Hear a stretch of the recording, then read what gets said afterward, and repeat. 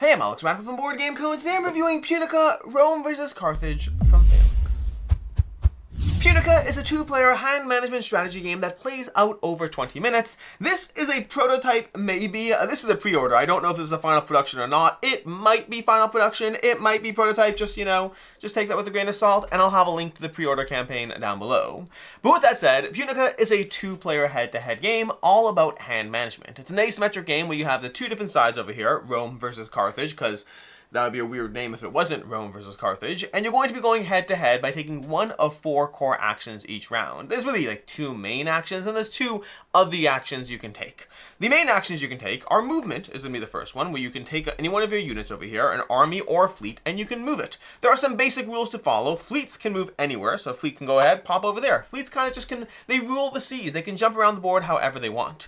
Armies, on the other hand, need to go to adjacent spots. You pick an army, and you move an adjacent spot. There you go, you got that area now. Well, technically that's sort of your area. We'll talk more about that soon. Alternatively, you can move through a chain of connected fleets. So I can move this army through this fleet over here, and even if this fleet isn't here, your starting fleet counts for you unless there's an opposing fleet in that zone, and so you can move through a chain of linked fleets over there to another area. That's how movement works in the game. It's pretty straightforward. Move to an adjacent zone, fleets move anywhere, or move through a chain of fleets. That's one of the core actions you can take. The other action you can take, the other main action, again, there's 2 other actions, we'll get to those later. The other main action you can take is you can play a card. There's a bunch of cards over here, and these cards are used both for combat, where you have the number and their strength, and sometimes a combat ability when that symbol's in play, or alternatively, you can just play this card to go ahead and move. I get 2 movement, not with my fleets, I get 2 movement with my land units over here. There'll be cards over here, for example, that will let you move your fleets as well. So, well, it depends on the side. Some sides have them. The sides are asymmetric. I already said that. You play a card, you do what it says. They're slightly more efficient, but you are using up a card, and using up a card is not necessarily a bad thing, but it does limit your options, and limiting your options means your opponent can more readily know what you're going to have to do, which is when you'll lose the game. But that's basically the main 2 actions you can take. The other 2 actions you can take is you can play a card simply to pass and do nothing. And then lastly, and sometimes, by the way, sometimes you actually want to do that. It's very situational. Sometimes you want to. And the last action you can do is you can spawn a fleet. You can bring a fleet back to the board by getting rid of one of your armies. So your fleets are always in play or potentially in play as long as you have units. Those are the 4 things you can do. Move, play a card to do its effect, usually movement, spawn a fleet if one of your fleets is dead and you sacrifice an army to do so, or play a card and pass.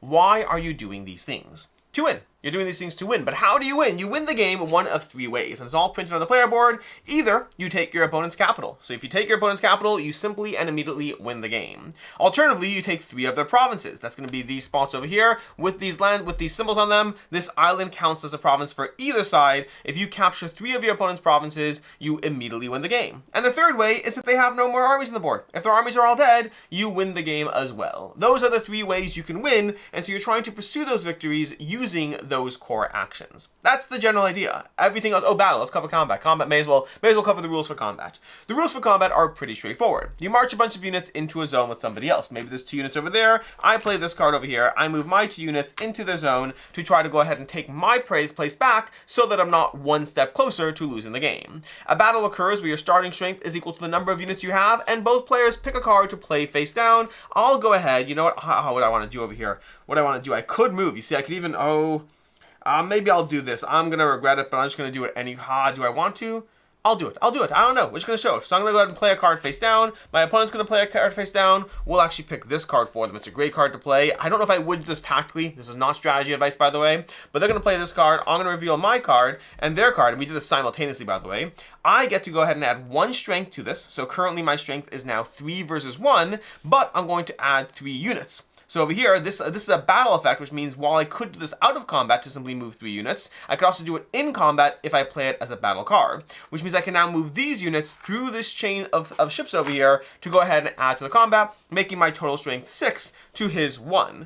But the problem is he played a card that lets me see what I do first and then play a card in response, so now he'll play a 6. It's not a battle effect, so it's simply going to be a 6. 6 plus 1 is 7, 5 plus 1 is 6, so he's going to win the battle, which means I will lose 1 unit and then retreat from that combat. That's the way battle works. You basically add up total strength, which is going to be a combination of the units and the cards, and then whoever loses retreats from combat. There are certain retreat rules in play as far as how you retreat, attacker versus defender, but that's basically how you play that's how you play Punica, Rome versus Carthage.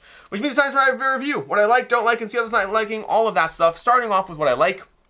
And I'll start by saying, before we get into what I like, I'll say that my first game of this, I did not like it. I played my first game, fortunately it's only 20 minutes, I played my first game, and I was like, this is a terrible game. I don't understand why it's good. Primarily because wins can just sneak up on you. Like, you can just be playing the game and suddenly you're like, oh, well, we were playing for 7 minutes and you just took your 3rd province. I guess the game's over. That will happen your first game. I'm doing this a little out of order because then I continue to play the game. This game is surprisingly tactical. Once you understand how quickly you can lose with any single thing going wrong, it becomes incredibly precise about what you do, how you do it, the order you play your cards in. Having a hand of cards is essential. Because, one thing I didn't tell you, it's a big deal. When you play a card, either for its effect or doing combat, the card goes in front of you and you start building up a collection of cards, and when you finally play your last card, you then take back all the other cards except for your last card, which starts the new pile on the table.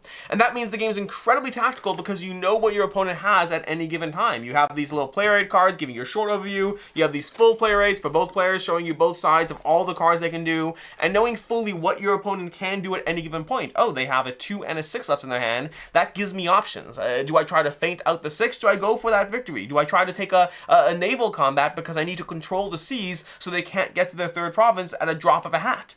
You are constantly trying to think through what is it your opponent can do to react to what you do. Your first game, you just start playing things to do stuff that seems good. Your second, third, your fourth game, you are trying to weigh up every single action and how it's going to leave you open for any push from your opponent. If at any point you get to a position where you are 1 move away from dying, if they have 2 of your provinces, your options are suddenly a lot less because you have to stop them from taking a 3rd province. You can't set yourself up for victory when you're playing defense. A good defense is a strong offense. Is that the way? The best defense is a strong offense. Is that the sentence? That applies very much in Punic over here. Everything you do is about the cards you have, about the abilities you need to hold on to, about the battle abilities, about the total strength, about weighing up where it doesn't matter to win or lose. Very often you will walk into battle knowing full well that you are okay losing, or sometimes even want to lose, depending on what you're trying to structure to set yourself up for an overall victory. This game plays in 20 minutes, and yet you feel, by the time you get a few games under your belt, you feel like a tactical mastermind of really just planning and orchestrating an entire war. You are actively planning where you need to push, where you need to retreat, where you need to commit your resources, what your opponent has available to them. It really starts to become, again, that first game is a write-off. The first game is understanding how quickly things can fall apart if you don't plan every single move. And so the game is just an incredibly tactical game where everything from the first card you play down to the last card you play that leaves your hand that you can't get back, like holding on to your 6 to the very end. Like, one of the things that's fun about the game is holding on to the 6 at the very end means your opponent can never rely on the fact that you have a lower number in your hand. But if this is the last card you play, it also means you're not getting it back for the next cycle. So that's another small little tweak to the rules that really forces you to understand where and how to commit your resources to most push towards victory in this game. It's tactically satisfying. As far as what I don't like in the game, the only real thing is the nature of the static aspect of this board, the static aspect of the 7 cards you have. It does mean that you're playing through the exact same thing again and again. Sure, you can mix up sides, so now, great, you have 2 different sides to it. But nothing really changes. It's purely player-driven, which does mean it's still satisfying. You can still get a whole bunch of plays out of it, but I do worry it's the kind of game that at a certain point, you will have seen the dynamics that the game has to offer because nothing is mixing it up. There's no randomness to the way the board is set up. There's no randomness to the cards you get or the order you get them. This is a purely deterministic game with a low breadth of scale. The small structure of the board over here, the 7 cards you have, there's a low breadth of variety that can possibly happen or occur in this game, which means it purely comes down to the ways this chess match plays out between the players. So it's not even something I don't like, it's just that there's limited limited variety to the experience I can get from Punica while still very much enjoying what Punica has to offer. As far as I can see, others not liking, the main thing over here, first of all, there's definitely a degree of playing the player. There's times you walk into battle and you're like, oh, I need to win it, but then you go ahead and play a 2 because you don't care and you draw out their 6. Those kind of judgment calls of where you draw out your opponent's high cards for them to win a battle with the wrong time and the wrong resources committed to it. It does mean that if you don't like the mind games, while this is a purely deterministic game, there's definitely a degree of the players playing the players of fainting out either through abilities or just through trying to choose and pick their battles, pick and choose their battles, as far as how to commit resources and how to get something out. Meaning it's not 100% deterministic. It's deterministic in the sense that the odds are completely within your control. There's no dice rolling, there's no randomness in any of that, but there's definitely a degree of losing to a player who's outplaying you in the mind games category. As far as final thoughts on Punica, Rome vs. Carthage, again, I said this at the beginning, my first game, I was like, oh, this is one of those games that's so bad that I don't know if I want to cover it. Because it just felt like a little mini war game where just at any given point, someone can win. The more I played the game, the more, especially once you play both sides, that's another thing, by the way, once you play both sides and having a better sense of the options that each player has at their disposal, the more you start to understand every little move on this board and how every ship placement, every army placement, every battle you fight, every battle you choose to lose, every battle you don't choose to lose, all of it weighs up into a single strategic game where you really genuinely feel like a tactical battle commander. It is a surprisingly satisfying game, and I would not have thought so if I didn't dive into it a second time. Ultimately, I'm going to give it a 4 out of 5. The only thing that really holds it back for me is I do think the scope and scale, the variety that it can give me, I think that is potentially more limited. I'm not there yet. I haven't exhausted the enjoyment I've gotten yet, but I do think that based on my own experience with games and the way I play games, I think this is the kind of thing that I'll play for a while, enjoy what I can get out of it, and then kind of move on from there. Although I will say, I like the system. If they applied this to other games, I would probably try those as well. As far as other game recommendations, definitely check out Caesar Sees Rome in 20 minutes. That is a very, the games are very different as far as the gameplay of them, but in terms of the scope, the scale, the 2-player, the 20-minute gameplay, the tactical dynamic of them, I highly recommend checking out Caesar Sees Rome in 20 minutes. And if you like what Punica is doing and you want something that feels like this, but broader, but bigger, check out Antique Duellum. It's a 2-player version of the game Antique. I think it's better than better than Antique is, and I think it very much has the same tactical back and forth that you get out of Punica, but in a game that has more going on to it. It's a larger scale, there's more building up your tableau, very satisfying, very solid game, but that's Antique Duellum. Check out that one if you want something like this, but bigger. In any case, and until next time, I'm Alex Radical from Board Game Co. I hope you found this video helpful, and as always, I hope you have a good one.